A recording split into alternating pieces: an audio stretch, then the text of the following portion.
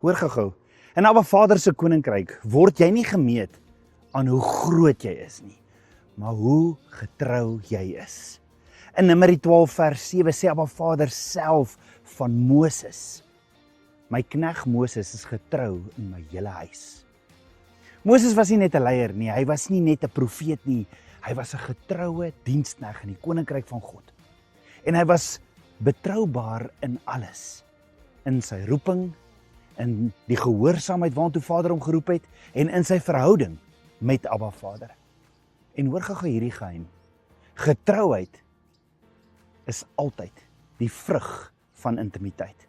Hoe nader jy aan Abba Vader leef, hoe meer getrou word jou lewe in sy hande. Om te verduidelik in 'n voorbeeld. Stel jou 'n koninklike paleis voor. Baie belangrike mense, groot name, invloedryke figure. En tussen almal is daar 'n eenvoudige diensknegt. Kom ons noem hom Charlie. Hy het geen titel nie, hy het geen roem nie, hy het geen platform nie. Maar hy's getrou. Hy doen sy werk. Hy dien. Hy doen wat van hom gevra word, selfs wanneer niemand kyk nie. En juis daarom het hy iets wat ander nie het nie. Toegang tot die koning. Nie omdat hy belangrik lyk nie, maar omdat hy betroubaar is in dit wat hy moet doen. En so was Moses ook.